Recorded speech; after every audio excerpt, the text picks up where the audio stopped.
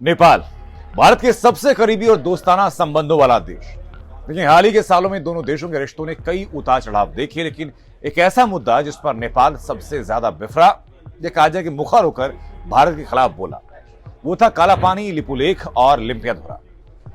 इस मुद्दे पर नेपाल और भारत के बीच तनाव बेहद बढ़ गया था। यहां तक कि हाल ये हुआ कि नेपाल ने काफी तल्ख टिप्पणियां तक भारत के खिलाफ कर दी।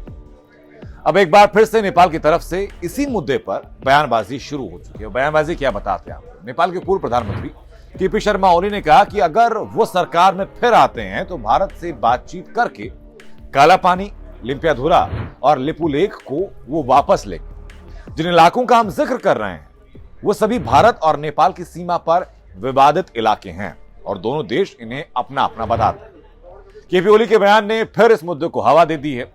अब आपको हम कुछ समझाते हैं कि विवाद है क्या और नेपाल क्यों अचानक इस मुद्दे पर आवाज मुखर कर रहा है। भारत और नेपाल के बीच के इस विवाद की शुरुआत हुई 1816, यानी कि विवाद लगभग 200 से ज्यादा साल पुराना। उस वक्त देश पर ब्रिटिश हुकूमत थी और लड़ाई में अंग्रेजों के हाथों नेपाल के राजा कई दफे हार चुके थे और कई इलाके हार गए थे। इसके बाद हुई थी सुगौली की संधि, जिसमें नेपाल ने अंग्रेजों को सिक्किम, नैनीताल, दार्जिलिंग, लिपुलेख, कालापानी इलाके सौंप दिए। हालांकि अंग्रेजों ने बाद में कुछ हिस्से लौटा दिए थे। तराई का इलाका भी उनमें से एक है जो कि अंग्रेजों ने नेपाल से छीना था, लेकिन 1857 के आजादी के संग्राम में नेपाल के राजा ने अंग्रेजों का साथ दिया।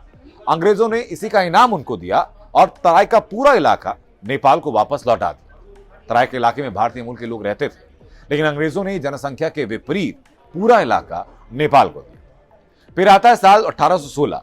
1816 की जंग में मिली शिकस्त की कसक नेपाल के गोरखा समुदाय में आज भी है और इसी का फायदा नेपाल के राजनीतिक दल उठाते रहे।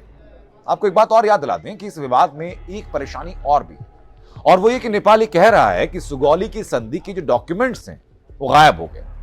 लेकिन सालों पुराने इस विवाद को हवा कब मिली? हवा मिली साल 2015 में, जब नेपाल के संविधान में बदलाव करने पर भारत और नेपाल के बीच के जो रिश्ते हैं वो तल्ख हो गए। नेपाल का आरोप है, बल्कि कहा जाए कि आरोप था, कि भारत की तरफ से अघोषित नाकेबंदी की गई थी और इस वजह से नेपाल में कई जरूरी सामानों की किल्लत हुई। इसके बाद से दोनों देशों के बीच संबंधों में पुराना भरोसा लौट नहीं पा रहा है जो कभी हुआ करता था। भारत नेपाल के नए संविधान से संतुष्ट नहीं था और ऐसे आरोप लगे कि नेपाल ने मधेसियों के साथ एक संविधान में भेदभाव किया। नेपाल में मधेसी भारतीय मूल के लोग हैं और इनकी जड़ें बिहार और उत्तर प्रदेश से जुड़ी हुई हैं। मधेसियों को कहा जाता है, तो मधेसियों और भारत के लोगों में रोटी बोटी का साथ कहा जाता है। भारत की नाकेबंदी के बाद भी नेपाल ने अपने संविधान में कोई बदलाव नहीं किया और नाकेबंदी बिना किसी सफलता के खत्म करनी पड़ी। आपको बता दें कि नेपाल की जो सरकारी नौकरियां हैं, सरकारी नौकरियों में पहाड़ी समुदाय का कब्जा है और ऐसे आरोप भी लगते रहते हैं कि नेपाल में कुछ लोग ऐसा समझते हैं कि मधेसी लोग नेपाल के प्रति नहीं बल्कि भारत के प्रति ज्यादा निष्ठा रखते हैं। इन्हीं तल्खियों का एक कारण यह भी माना जाता है कि 2015 में नेपाल के संविधान के बदले जाने के बाद जब से कम्युनिस्ट नेता केपी शर्मा ओली सत्ता में आए, तभी से उनकी करीबियां चीन से ज्यादा बढ़ गई। ये भी कहा जाने लगा उसी दौरान कि नेपाल चीन के इशारों पर चल रहा था। उसी की वजह से केपी शर्मा ओली भारत के खिलाफ सख्त स्टैंड या बेरुखा स्टैंड लेते नजर आए। पिछले साल नेपाल के प्रधानमंत्री केपी शर्मा ओली ने एक मैप भी जारी कर दिया था, आपको याद होगा, जिसमें कि काला पानी, लिपुलेख जैसे जो इलाके हैं उनको नेपाल का हिस्सा दिखा दिया गया था। बॉलीवुड एक्टर हैं मनीषा कोइराला, आपको खूब याद होंगे, उन्होंने भी इस मामले में भारत के खिलाफ स्टैंड लिया। अब आपको बताते हैं कि इस मामले में भारत का स्टैंड क्या है। भारत ने अपने पॉलिटिकल मैप में हमेशा काला पानी इलाके को अपना इलाका दिखाया है, लेकिन जब धारा 370 हटाई गई, अनुच्छेद 370 को हटाया गया और जम्मू कश्मीर के नक्शे में हुए बदलाव को दिखाने के लिए भारत ने एक नया नक्शा जारी किया, तो नेपाल ने काला पानी पर विवाद खड़ा कर दिया। इसके बाद धारचूला से लिपुलेख दर्रे के लिए जाने वाली जो सड़क है, उस सड़क के उद्घाटन पर भी नेपाल ने आपत्ति जाहिर की और उसी वक्त भारत ने इसे अपना इलाका बता दिया था। नेपाल का जो भी दावा है वो अंग्रेजों के साथ हुई संधि पर आधारित है।